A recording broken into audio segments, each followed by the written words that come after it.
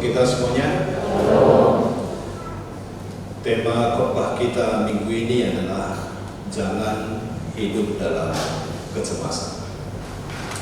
Bapak Ibu, saudara-saudari semuanya, kecemasan adalah satu bentuk dari ketakutan.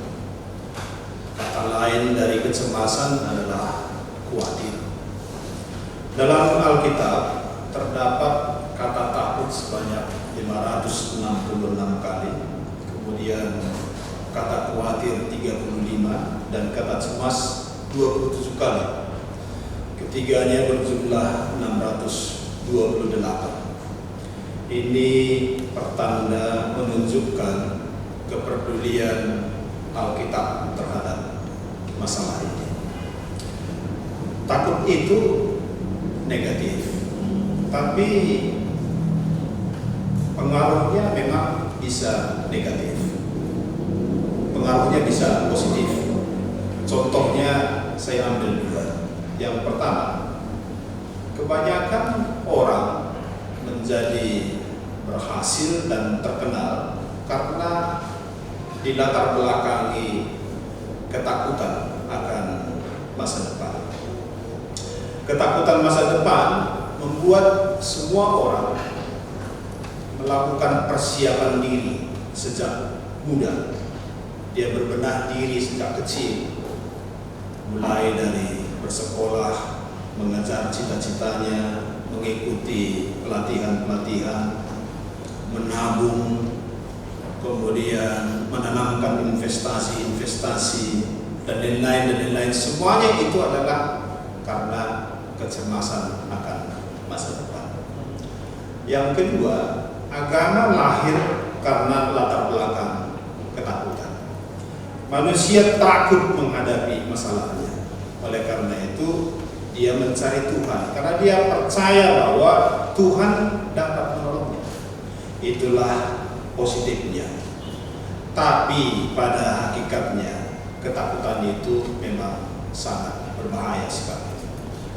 Ketakutan sering digambarkan seperti monster atau momok yang menghantui pikiran, yang jika dia dibiarkan berkembang dalam pikiran, akibatnya sangat buruk, bahkan bisa membinasakan hidup orang yang ketakutan itu.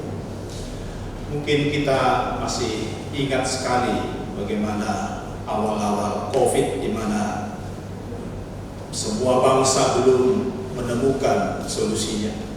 Lalu oleh karena COVID itu banyak orang yang kita ketahui meninggal. Tapi analisa dokter bahwa yang menyebabkan pasien itu meninggal bukan virusnya. Karena tidak ada virus yang bisa membunuh manusia dalam kurun waktu 14 sampai 21 hari. Lalu apa yang menyebabkan pasien itu meninggal?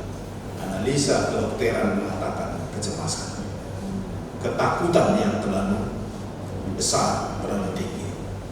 Kecemasan akan membuat degup jantung berdegup cepat, lalu kemudian paru-paru ditekan, terjadi kesesakan, lalu akan terjadi penghentian nafas.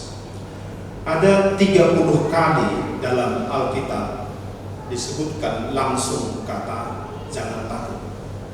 Tetapi ada 90 kali dalam berbagai jenis pergumulan yang nadanya secara tidak langsung menekankan jangan takut, jangan cemas, jangan khawatir. Ini menjadi perhatian khusus bahwa ketakutan itu adalah satu ancaman yang membuat manusia tidak bisa bahagia. Rasa amannya dirampas dan digantikan dengan hidup yang tertekan dalam kecemasan dan dalam kekhawatiran. Pada saat dunia dilanda Perang Dunia Kedua, di mana semua penduduk bumi ini hidup dalam kecemasan.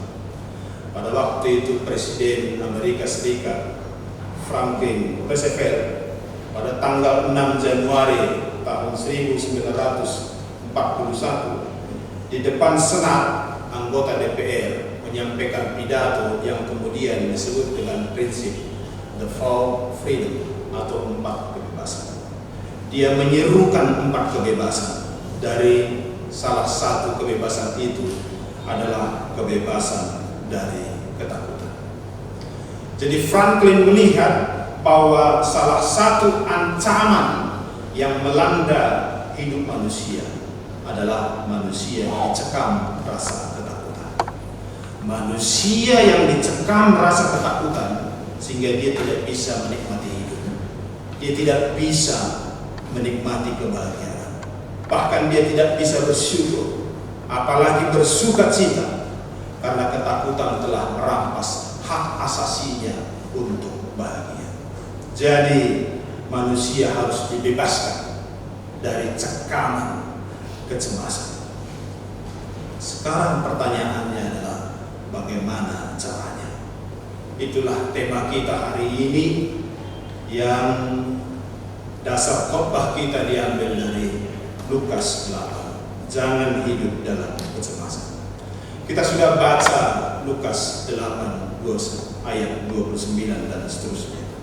Bapak Ibu, sampai tahun 80-an masih ada kota-kota di Sumut yang terkenal karena ilmunya, kanuragannya, ilmu dalam arti tanda kutip ya, berbau mistik, sehingga orang luar takut ke kampung atau ke kota itu. Bahkan orang gentar bergaul dengan penduduk mereka. Misalnya si Piomot di Padang Lawas Utara, kemudian si Pis-Pis di Sergei, Parsoburan di Tubasa, Salak di Pakpak Barat, Pakat di Humbahas, Neburiduluk di Simalungun, dan lain-lain dan lain-lain. Dan juga ada tempat-tempat di wilayah-wilayah di Sumatera Utara ini yang disebut dengan tempat-tempat angker. Kota-kota seperti itu ternyata terdapat juga dalam Alkitab. Dan salah satu disebutkan hari ini adalah Gerasa. Gerasa adalah kota yang terkenal sebagai perkampungan setan-setan, sarang roh-roh jahat. Memang tidak semua wilayah Gerasa jadi sarang roh jahat, hanya lokasi-lokasi tertentu saja. Misalnya seperti profil lokasi yang disebut dalam Nats yang sudah kita baca. Di Nats yang sudah kita baca, perhatikan di ayat 27 disebut di situ 27b pekuburan atau kuburan massal. Ayat 29 tempat-tempat sunyi. Ayat 32 lereng-lereng gunung. Ayat 33 jurang, tepi jurang di pinggir danau. Profil lokasi ini mendukung sebagai markas roh jahat. Dan roh jahat menguasai, mengklaim tempat itu sebagai wilayahnya, dan roh jahat selalu waspada untuk mengusir setiap upaya yang datang untuk mengganggu keberadaan mereka. Itu sebab jika kita baca pada ayat sebelumnya, ketika rombongan Tuhan Yesus memutuskan berlayar dari Galilea ke Gerasa, maka ketika mereka berperahu, terjadilah kekacauan di danau. Roh jahat mengacaukan danau, tetapi Tuhan Yesus dapat menaklukkan mereka dan menenangkan danau itu sehingga teduh sekali. Sehingga itu membuat rombongan roh jahat itu ketakutan. Artinya peristiwa teduhnya danau itu sudah menjadi peringatan dan pengenalan bagi mereka, bagi rombongan roh-roh jahat ini.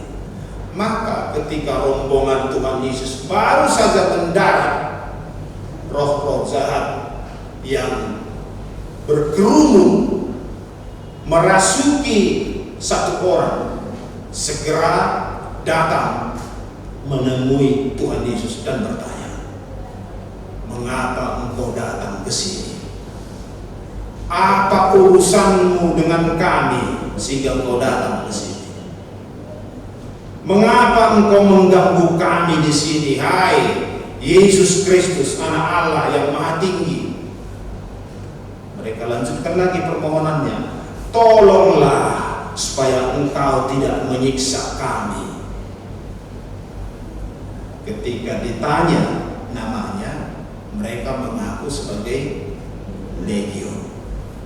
Legion itu adalah istilah dalam ketentaraan Romawi yang menyebutkan satu divisi tentara yang berjumlah 6.000 orang, yang terbagi ke dalam 6 sampai 10 kelompok, yang masing-masing kelompok berjumlah 1.000 orang.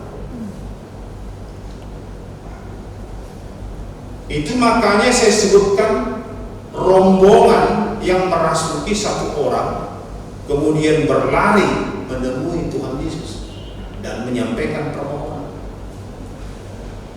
Ini terbukti kata legion ini, rombongan ini terbukti pada ayat 32 ketika mereka meminta supaya diizinkan merasuki sejumlah besar babi, yang dalam Markus 5 ayat 13 disebutkan jumlah babi itu sebanyak 2.000 ekor. Dari kronologis perjalanan rombongan Tuhan Yesus dan dialog dengan roh jahat ini, kita tahu bahwa ternyata kabar atau desas-desus mengenai kampung Gerasa ini sudah lama sekali menjadi umum, dan kedatangan Yesus ke situ berhubungan dengan kabar ini. Yesus ingin melepaskan Gerasa dari belenggu setan-setan. Yesus ingin melepaskan Gerasa dari tawanan roh-roh jahat. Tuhan Yesus ingin mengubah status Gerasa dari rumah setan menjadi rumah Injil, dari tempat kecemasan menjadi tempat yang nyaman, dari berita buruk menjadi kabar baik. Tentu kita bertanya, mengapa Tuhan Yesus begitu perhatian sekali terhadap Gerasa ini? Kita bisa tilik dalam perjanjian lama mengenai responsif Allah, bahwa telinga Allah itu begitu respon, begitu respek kepada jeritan orang-orang yang tertindas. Allah bertindak atas Sodom dan Gomora. Alkitab menyampaikan alasan yang jelas adalah karena mereka menimbulkan kecemasan terhadap penduduk sekitarnya. Karena itu Allah melepaskan kecemasan penduduk sekitar dengan menguburkan Sodom dan Gomora. Mengapa Allah bertindak atas Mesir? Karena mereka menindas dan menimbulkan kecemasan bagi Israel. Dan Allah melepaskan Israel dari kecemasan itu dengan mengeluarkan mereka, menuntun mereka keluar dari Mesir, kemudian memberi mereka tanah, tempat tinggal, dan memberi mereka jaminan akan masa depan. Begitu juga penduduk Gerasa dilepaskan dari kecemasannya dengan mengusir roh-roh jahat itu. Maka seperti Gerasa yang sudah dibebaskan, demikian juga dengan kota-kota di Sumut yang terkenal karena ilmunya yang saya sebutkan di awal tadi. Kota-kota itu sekarang semua sudah dilepaskan dari image buruk itu. Maka semua berita-berita kedikdayaan, ilmu-ilmu kanuragan yang mereka miliki dahulu kala, sekarang itu hanya tinggal cerita-cerita saja. Sekarang semua penduduk penduduknya sudah beragama. Banyak gereja yang sudah berdiri di situ, bahkan sudah banyak pendeta dan pelayan-pelayan Tuhan yang datang dari situ. Jadi salah satu kabar baik dari Alkitab bahwa tujuan Injil diberikan ke satu kota, desa, kampung, dusun, termasuk rumah tangga, adalah agar tempat-tempat itu dilepaskan dari dominasi, dari kungkungan dan kuasa roh-roh jahat. Itu yang dikatakan Tuhan Yesus dalam Lukas 11 ayat 20. Jika aku mengusir setan dengan kuasa Allah, maka sesungguhnya kerajaan Allah sudah datang kepadamu. Itu makanya jangan ada yang menolak kalau gereja minta rumah kita menjadi tempat persekutuan, doa, di mana Injil diberitakan. Karena tujuan Injil diberitakan adalah untuk membersihkan tempat-tempat itu dari dominasi dan kuasa-kuasa roh jahat. Jadi tempat-tempat yang mencemaskan karena dominasi dan kungkungan kuasa-kuasa roh jahat oleh Injil Yesus telah dibebaskan supaya mereka bisa bahagia dan bisa menikmati anugerah Tuhan. Sekarang apa relevansi nats ini bagi kita yang hadir di sini? Pertama begini, Bapak Ibu, ternyata di zaman modern ini, era industri 4.0 ini, zaman digital ini, masih ada orang yang cari-cari perlindungan ke roh-roh jahat. Atau masih ada orang yang pakai pegangan ilmu-ilmu kanuragan yang katanya tujuannya untuk penjaga badan. Bahkan zaman sekarang ilmu-ilmu itu sudah masuk ke ranah bisnis, urusan ekonomi dan perdagangan, urusan jual beli.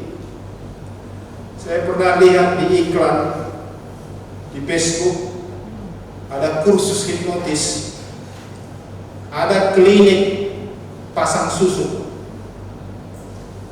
pasang pelaris, pemanis, tolak bala. Ada lagi dijual sekarang minyak coles, minyak pelipur rindu, ya, dan lain-lain. Urusan penjaga badan, pelet, tipu muslihat, dan lain-lain. Apakah jika kamu memiliki itu jiwamu tenang? Bisa pikiranmu terang dan hatimu adem karena itu? Istilah bahasa netizen, pret, tidak bisa itu. Justru itu akan membuatmu cemas, tidak tenang, tidak bahagia. Setiap hari setan mengikutimu. Ingat, yang buat tenang hanya satu, yaitu Injil, firman Tuhan Yesus. Tuhan Yesus katakan, datanglah kepadaku, hai yang letih lesu dan beban, aku akan memberi kelegaan. Lepaskan semua kukmu itu, tanggalkan itu semua, supaya kuberikan kepadamu kuk yang enak dan beban yang ringan. Itu kata Tuhan Yesus. Mirip dengan itu, ada juga yang punya simpanan-simpanan. Namanya simpanan, harus disembunyikan rapat-rapat. Rahasia dijaga seketat mungkin. Karena begitu rahasia ini sedikit tersenggol saja, belum terbuka, maka dia akan merasa cemas, ketakutan. Untuk menutupi kecemasan ini, harus berbohong, Menutupi kebohongan harus berdusta, menutupi kedustaan harus berbohong, menutupi bohong harus dusta. Itu saja terus kerjaan. Makin hari makin cemas, makin hari makin cemas. Akhirnya mati jantungan. Itu sumber-sumber yang membuat kita hidup dalam kecemasan. Pegangan, simpanan-simpanan, membuat kita terkungkung, tertindas oleh kecemasan-kecemasan yang kita buat sendiri. Sekarang kita sampai kepada solusinya bagaimana? Bagaimana caranya supaya bebas? Jangan lagi hidup dalam kecemasan. Beberapa ayat dari teks khotbah kita ini memberikan tuntunan yang begitu bagus untuk kita. Yang pertama ayat 33. Lalu keluarlah setan-setan itu dari orang itu. Artinya apa ini? Buang semua roh jahat yang ada dalam dirimu dan putuskan semua hubunganmu dengannya. Maksudnya roh jahat di sini bukan legion lagi, tapi roh jahat era kita sekarang ini. Roh jahat masa kini, yaitu pegangan-pegangan dan simpanan-simpanan. Bersihkan dirimu dengan 3 cara saja. Yang pertama, terima Tuhan Yesus. Yang kedua, mengaku dosa. Kalau ada simpanan, mengaku dosa kepada pasangan dan berdoalah bersama. Lalu yang ketiga, percaya kepada Tuhan Yesus. Itu yang pertama. Yang kedua, ayat 35. Orang yang telah ditinggalkan setan-setan itu duduk di kaki Tuhan Yesus. Arti duduk dalam budaya Yahudi mirip dengan badan, dan kita umumnya di Sumatera Utara ini percakapan formal harus duduk. Duduk di sini adalah sikap mendengar, menyimak, mencamkan, sehingga hatinya benar-benar diisi, dipenuhi oleh firman Tuhan. Sekarang bagaimana caranya kita duduk di kaki Tuhan Yesus supaya kita diisi dengan firman-Nya? Alkitab katakan 2 Timotius 3 ayat 15 sampai 17. Bacalah kitab suci. Membaca kitab suci akan memberi kamu hikmat. Membaca kitab suci, maka kepada mata, pikiran, dan hatimu akan ditunjukkan mana jalan-jalan yang benar dan mana jalan-jalan yang tidak boleh ditempuh. Membaca kitab suci akan menuntun perjalananmu kepada hidup yang kekal. Membaca kitab suci adalah membuat kita mengenal Tuhan dalam kehidupan kita. Ingat Bapak Ibu Saudara-saudara, tidak ada satu dokumen pun yang ditinggalkan oleh rasul-rasul kepada kita, yang olehnya kita bisa mengenal karya Allah dalam kehidupan kita, mengenal Tuhan Yesus dalam kehidupan kita, selain daripada kitab suci. Karena itu, membaca kitab suci itu penting sekali untuk memelihara kehidupan kita di dalam Tuhan Yesus. Itu sebabnya maka Tuhan Yesus katakan dalam Matius 22 ayat 29, kamu sesat karena kamu tidak mengerti kitab suci. Kitab suci akan menuntun kita di jalan yang benar, sehingga kita tidak berjalan di jalan kesesatan. Karena itu, baca kitab suci. Itu satu-satunya cara kita untuk duduk di bawah kaki Tuhan Yesus, supaya kepada di hati kita diisikan firman Kristus. Yang ketiga, ayat 38. Orang yang telah ditinggalkan setan-setan itu meminta supaya ia diperkenankan menyertai Tuhan Yesus. Pesannya sangat jelas. Ia ingin menyerahkan seluruh hidupnya untuk mengikuti Tuhan Yesus. Tapi pikiran orang itu mengikut secara profesional, sama seperti rasul. Tuhan Yesus menjelaskan bahwa mengikut Tuhan Yesus tidak mesti menjadi rasul atau pelayan 100%. Sebab yang utama adalah persembahkan atau serahkan hidupmu kepada Tuhan. Ini resep yang ketiga supaya kita tidak cemas, yaitu persembahkanlah, serahkan hidupmu kepada Tuhan. Kalau disebutkan serahkan hidupmu, maka semua yang tergabung, yang masuk ke dalam lingkup kehidupan ini harus diserahkan kepada Tuhan. Apa saja? Serahkan keluh kesah, serahkan kekhawatiran, serahkan kecemasan, serahkan semua persoalan-persoalan hidup. Tuhan Yesus tidak pernah minta uangmu. Bahkan Alkitab katakan, aku bukan si mata lembu.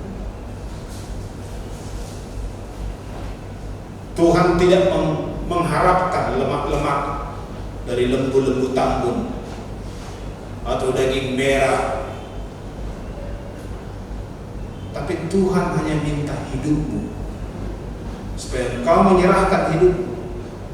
Dan ketika engkau menyerahkan hidupmu itu, di dalam hidupmu itu, di dalamnya termasuk semua dengan pergumulan-pergumulan yang ada di dalamnya. Satu sisi memang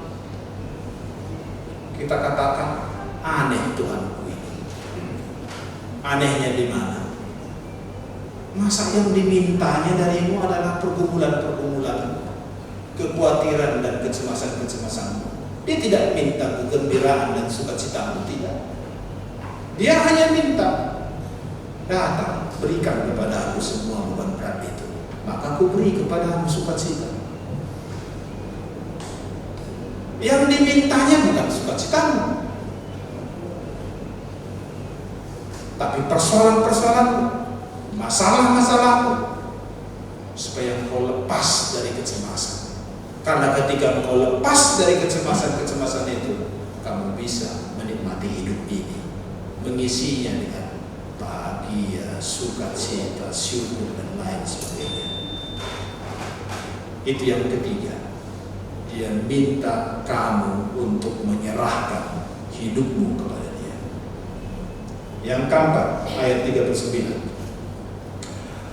Pulanglah ke rumahmu dan ceritakanlah segala sesuatu yang telah diperbuat Allah atasmu. Orang itu pun pergi mengelilingi seluruh kota dan memberitahukan segala yang telah diperbuat Tuhan Yesus. Ayat ini menceritakan sangat besar buah pelayanan atau buah pekerjaan orang ini.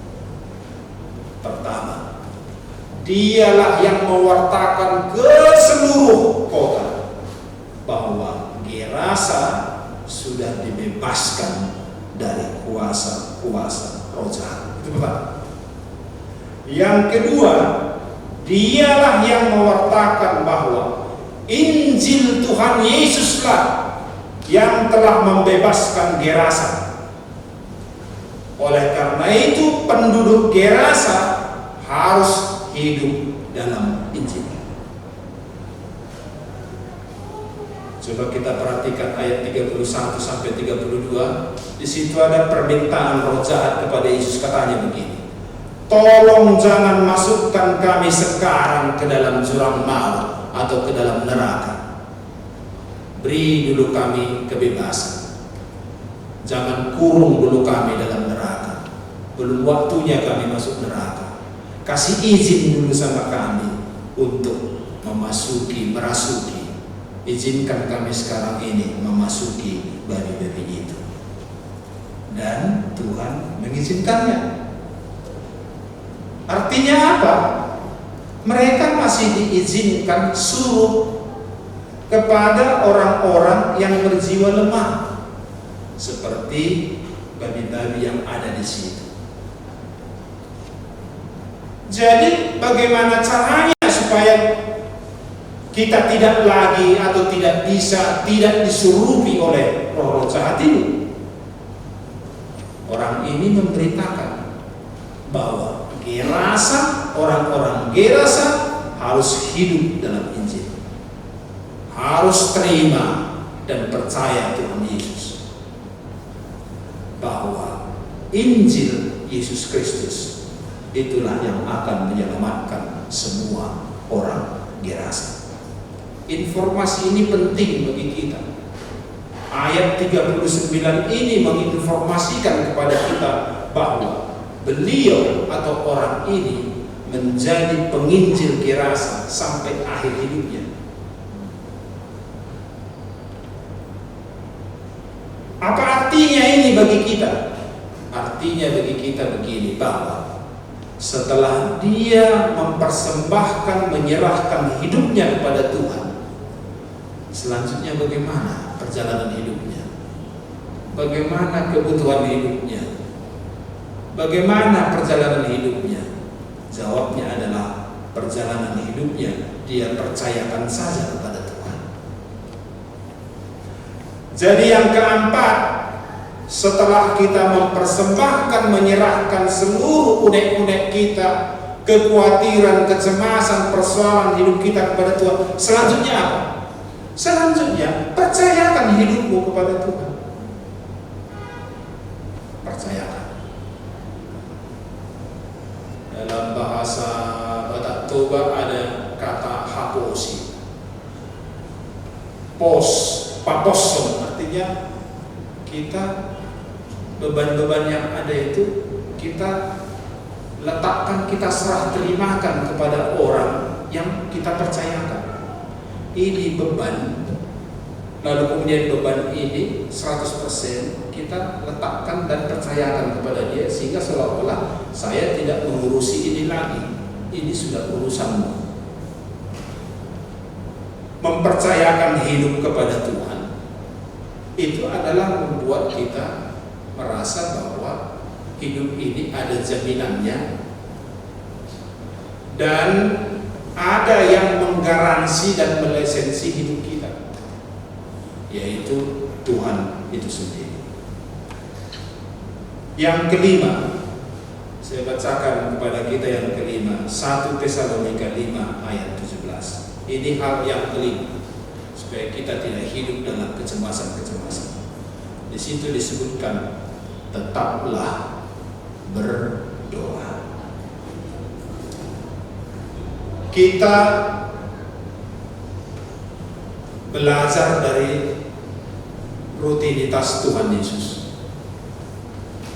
Rutinitas Tuhan Yesus yang tidak pernah lepas adalah dia berdoa setiap pagi, dan setelah selesai pada malam hari, setelah selesai melakukan pekerjaannya. Apa tujuan Tuhan Yesus selalu secara rutinitas berdoa? Ada 4 yang disampaikannya. Yang pertama, dengan berdoa dia merendahkan diri di hadapan Bapaknya. Yang kedua, dia mengakui bahwa daging lemah, oleh karena itu dia membutuhkan kekuatan dan pertolongan dari Bapaknya. Yang ketiga, dia mengakui bahwa Bapaknya itu adalah Maha Kuasa. Dia mengakui kemahakuasaan Bapaknya. Yang keempat, dengan doa itu dia tunjukkan, dia akui bahwa segala sesuatu yang akan dia lakukan ada hubungannya, ada relasinya dengan Bapaknya. Yesus kita yakini sebagai kepala, dan kita jemaat adalah tubuhnya. Dengan demikian, sebagai kepala, maka dialah menjadi panduan tuntunan bagi kita jemaat. Maka sebagaimana kepala Tuhan kita Yesus Kristus secara rutinitas berdoa, maka kita juga jemaat harus secara rutinitas berdoa. Tujuannya apa? Sama dengan yang disampaikan di dalam doa Tuhan Yesus itu tadi. Dalam doa-doa kita itu, dengan kita berdoa, berarti kita selalu mengakui keempat hal itu, bahwa kita merendahkan diri kita, kemudian kita mengakui kelemahan dan kita memohon kekuatan, kemudian kita mengakui kemahakuasaan Bapa, dan kita mengakui bahwa semua hal yang kita lakukan dalam perjalanan hidup kita ini tidak akan berhasil apabila Tuhan tidak campur tangan di dalamnya. Jadi tetaplah berdoa. Dengan berdoa kita akan memperoleh kekuatan dalam kehidupan kita. Jangan jadikan doa itu sebagai halaman belakang dari buku kehidupan kita. Jangan jadikan. Tapi Dia yang awal dan Dia yang akhir. Dengan demikian perjalanan hidup kita, rentang kehidupan kita ini sebetulnya ada di dalam doa. Dengan demikian kita memiliki keyakinan bahwa perjalanan hidup kita ada yang mengawal, ada yang menuntun, dan ada yang menyertai. Itu salah satu resep yang begitu kuat pengaruhnya, sehingga kita tidak berjalan dalam kecemasan-kecemasan. Yang terakhir, yang keenam, saya ambil satu ayat lagi, lanjutannya ayat 18, 1 Tesalonika 5 ayat 18. Bersyukur, mengucap syukur dalam segala hal. Bapak Ibu, musuh terbesar dalam kehidupan kita sebetulnya bukan setan, tapi musuh terbesar dalam kehidupan kita adalah hawa nafsu. Hawa nafsu akan selalu berkata kurang. Hawa nafsu akan selalu berkata tidak cukup. Meskipun misalnya kamu sudah memiliki investasi dan tabungan sebesar 5 triliun, tapi kalau kamu masih hidup dalam hawa nafsu, itu tidak ada jumlahnya apa-apa. Kamu akan selalu kekurangan. Kamulah orang yang paling miskin dan yang paling melarat apabila hawa nafsu menguasai dirimu. Hanya satu yang bisa berkata cukup, yaitu bersyukur.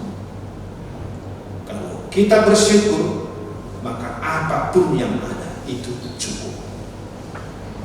Tidak ada yang kurang, tidak ada yang berlebihan. Semuanya cukup. Firman Tuhan katakan dalam Galatia 5 ayat 24, orang yang sudah menjadi milik Kristus Yesus, maka dia harus menyalipkan segala hawa nafsunya. Mengapa? Karena hawa nafsu itu akan merusak pikiran, dan hawa nafsu itu adalah pintu gerbang kecemasan-kecemasan yang membuat kita selalu merasa kekurangan dan tidak pernah merasa puas. Oleh karena itu, hawa nafsu itu harus dimatikan, harus disalibkan. Dan hanya satu caranya mematikan hawa nafsu ini, yaitu bersyukurlah dalam segala hal, mengucap syukur dalam segala hal, apapun kondisinya. Walaupun sakit penyakit datang, tetaplah mengucap syukur dalam segala hal. Ingat, perjalanan hidup kita ini Tuhan yang tahu. Oleh karena itu, dari semua perjalanan hidup kita ini, kita bisa melihat sisi-sisi positifnya, bahwa Tuhan bekerja dalam perjalanan hidup ini. Hanya satu caranya supaya mata iman, mata hati kita terbuka bahwa Allah memiliki rencana yang baik dalam hidup kita. Apapun kondisi yang sedang kita alami, yaitu bersyukur, mengucap syukur dalam segala sesuatu. Jika kita mengamalkan keenam hal ini dalam kehidupan kita, maka kecemasan akan lenyap dari dalam kita. Dan jika kecemasan itu sudah lenyap daripada kita, maka kita bisa menikmati indahnya hidup ini, bahagianya hidup ini, sukacitanya hidup ini. Karena hidup tanpa kecemasan, tanpa kekhawatiran, sesungguhnya itulah damai sejahtera. Damai sejahtera artinya semua kecemasan dan kekhawatiran itu sudah hampa, sudah hilang dari dalam kehidupan kita. Itu firman Tuhan untuk kita. Kiranya Tuhan Yesus memberkati kita lewat firman-firman-Nya.